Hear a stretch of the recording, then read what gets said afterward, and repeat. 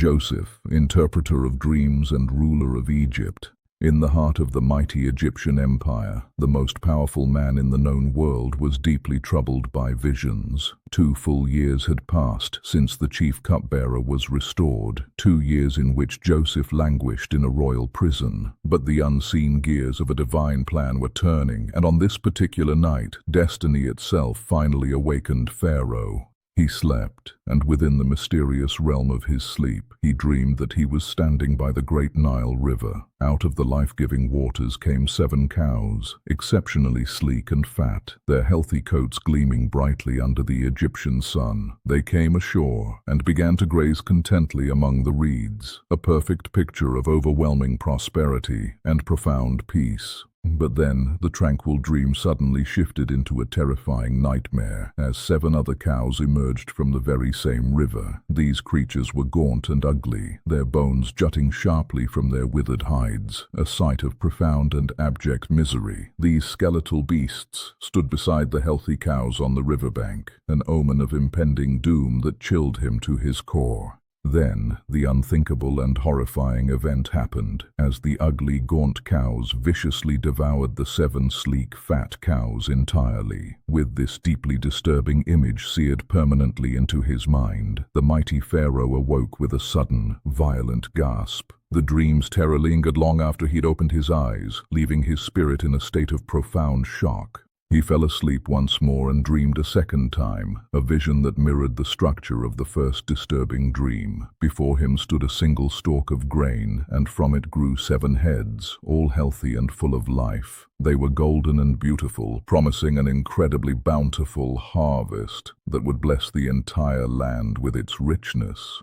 But as he watched this promising sight, 7 other heads of grain sprouted after them, thin and horribly scorched by the east wind. The thin heads of grain then swallowed up the 7 healthy, full heads, a deeply unsettling parallel to his first dream. Pharaoh awoke with a start, his heart pounding in his chest, for a shadow of dread had fallen over his spirit.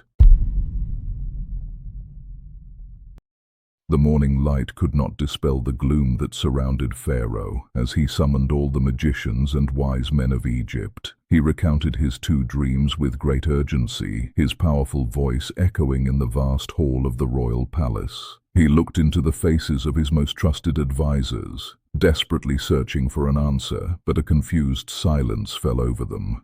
It was then, in the thick of the king's mounting frustration, that a crucial memory sparked in the mind of the chief cupbearer. He stepped forward from the assembly, his face a complex mixture of fear and a dawning profound realization of his oversight. Bowing low before the throne, he began to speak, his voice trembling slightly as he prepared to confess his forgotten promise. "Today I remember my faults," he said, capturing Pharaoh's full attention with his confession of a past event. "A young Hebrew was there with us in the prison, a servant to the captain of the guard, who we told our dreams. He interpreted them for us, giving each man the precise interpretation of his dream, which unfolded exactly as he had foretold." As the cupbearer finished his tale, a distinct flicker of hope ignited in the eyes of the mighty Pharaoh himself. "Send for him at once," he commanded with renewed purpose, his voice booming through the previously silent throne room. The royal command flew through the palace and down into the dungeons, setting in motion a chain of divinely orchestrated events.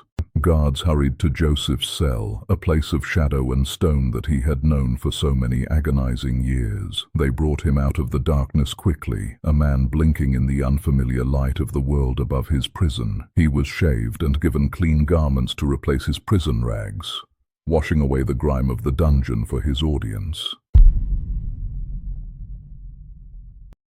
He was led through corridors of breathtaking splendor and ushered into the immense throne room where Pharaoh sat surrounded by his court. The air was thick with power and incense, an environment designed to intimidate any who entered the king's formidable presence.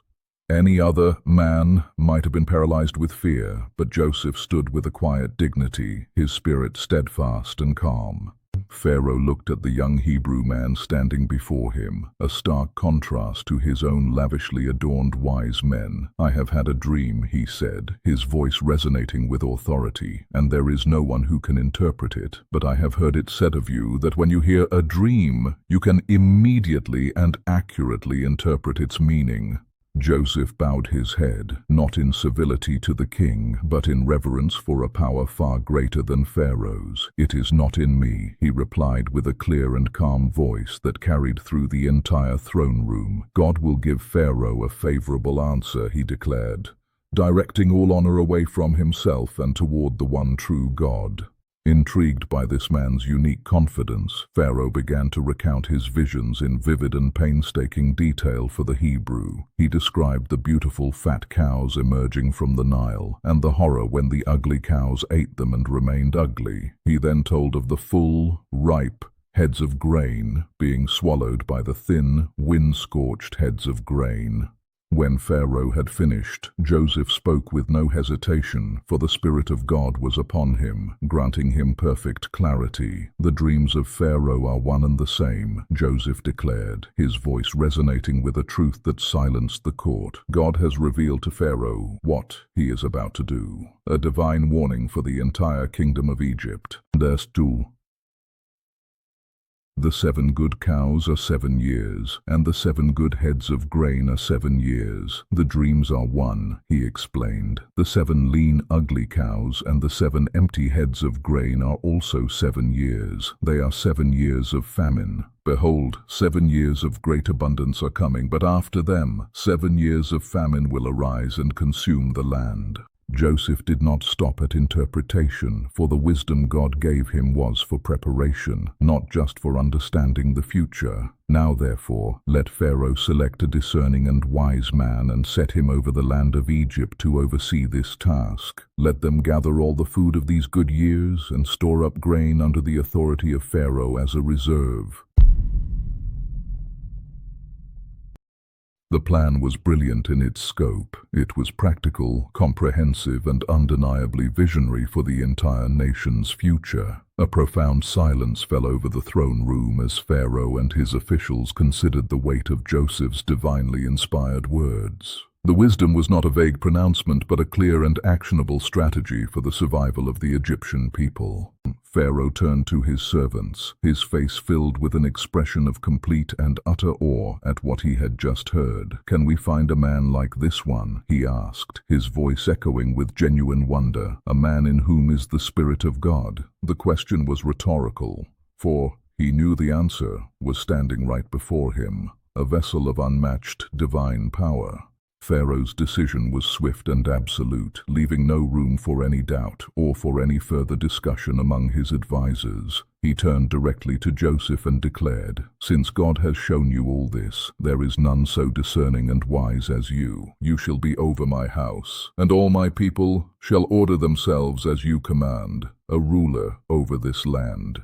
Before the astonished eyes of the court, Pharaoh pulled the royal signet ring from his own finger and placed it on Joseph's. He had Joseph clothed in garments of fine linen, the very fabric of royalty, and placed a heavy gold chain around his neck. These were the undeniable marks of the highest honor and authority that could be bestowed upon any man in Egypt. Then Pharaoh had Joseph ride in the second royal chariot, the one that always followed directly behind his own magnificent chariot. As Joseph passed through the city, heralds ran before him, crying out to all the people, "Bow the knee." The entire nation was thus commanded to recognize the supreme authority of this foreigner who was once a forgotten slave.